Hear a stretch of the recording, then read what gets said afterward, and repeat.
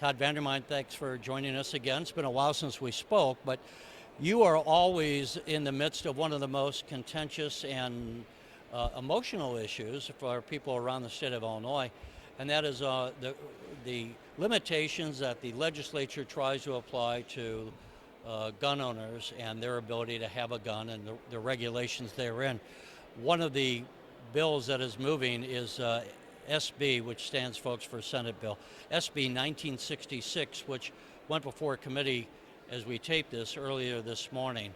What would SB 1966 do? Well, it would do a couple of things. It would outlaw the private transfer of firearms, that all firearm transfers have to go through a federally licensed gun dealer. Can I stop you there for a minute? So if a dad wants to give his son a gun for his birthday, does it have to go to a... There's a small exemption for immediate family members. But outside of that, but your son would have 60 days to call the state police and report himself. Otherwise, that becomes a Class A misdemeanor. So if you wanted to give me a gun for my birthday and we're not related, how would that happen? We would have to go find a gun dealer who's willing to effect a transfer, and we'd have to run it through that dealer. And part of our opposition to the bill is that it caps dealer fees at $10. For all the liability, responsibility, and all the paperwork that goes along with this, they're capping our fees of what's below what the minimum wage bill they passed is. How much time is involved? I don't want to get off on too much of an esoteric sidebar. About an hour. There's usually about an hour with every transaction. So obviously that might not even pay for the salary of someone working in the gun shop to handle it. Not in the ones we represent. And what else would so it puts a limitation, just to back up, on that transfer of guns, and what else would it do?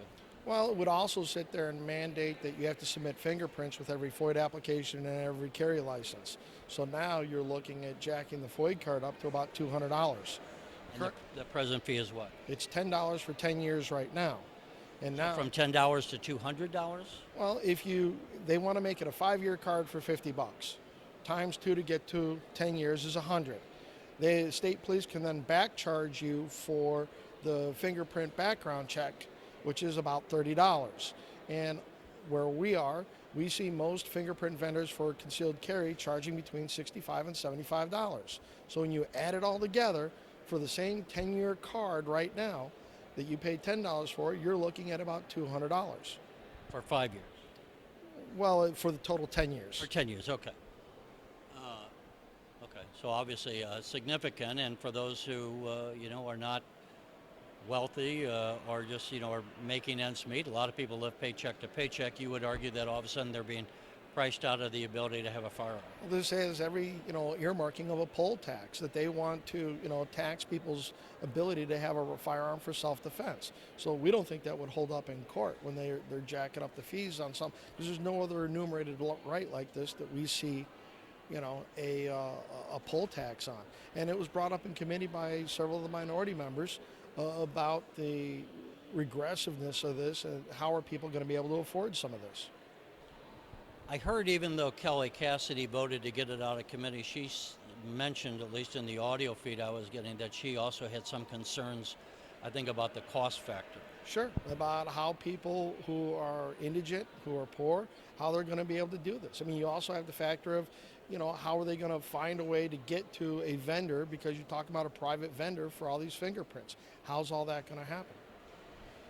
The other thing let's talk about a bit is recently, at least, 2 months ago or so, there was a circuit court in southern Illinois that ruled, and you reminded me of this when you said the poll tax, that basically, as I understand the court ruling, the court was saying under the Second Amendment, individuals have a right to keep and bear arms that shouldn't be infringed upon, and the FOID card that we're talking about here is an infringement.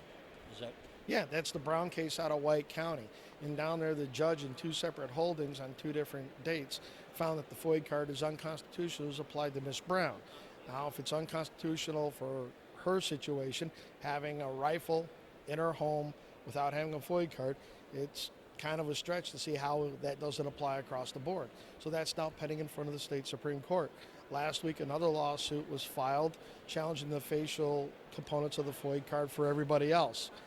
We had a 83-year-old Marine veteran who let his FOID card expire. The individual, that then triggered a revocation of his carry license.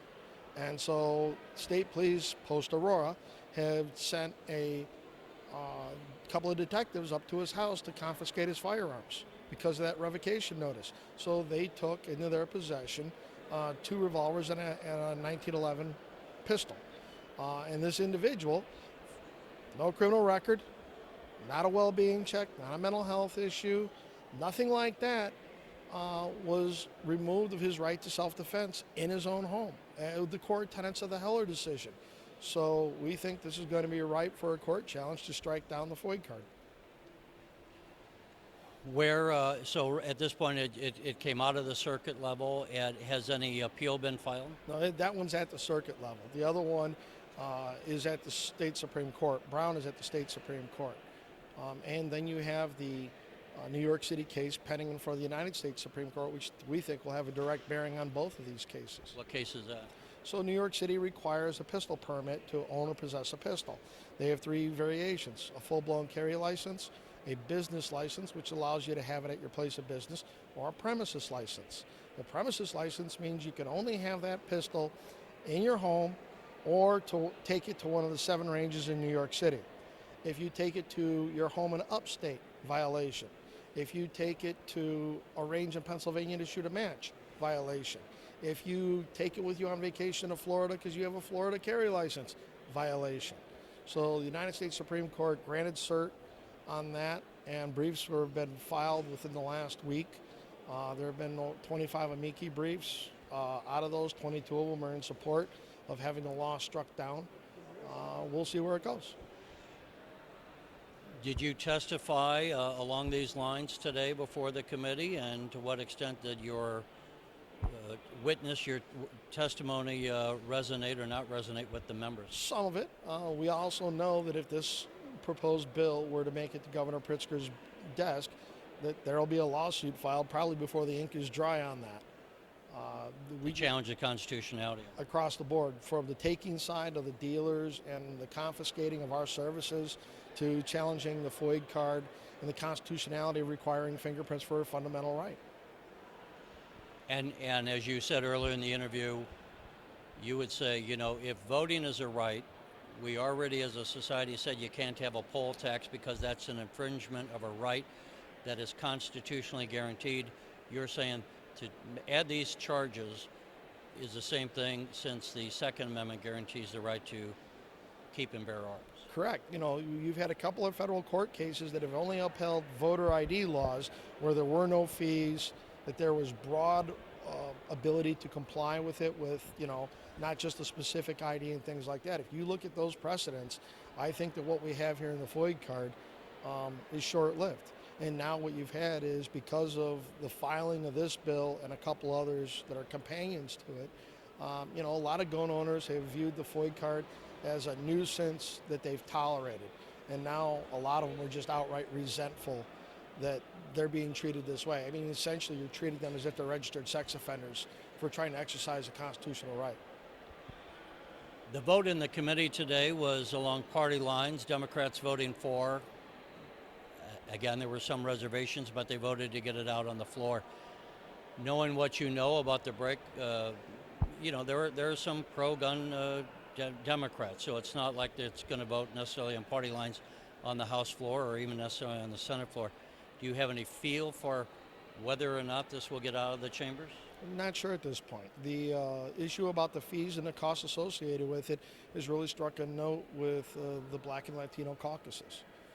But it's not just a race issue. It's a socioeconomic issue for the way the poverty lines cut across this state.